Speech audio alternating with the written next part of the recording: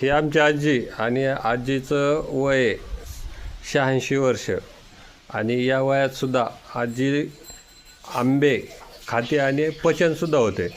तर कमीत कमी 3 आंबे आजी खाते तरी पण कुठलाही त्रास होत नाही. आबो हे आंबे किती खात तू? एकच खायची आणि दिवसभरात नाही किती? ना आता इथून पुढं खायचं मागे नाही खाल्लं बाबा आता सुटले.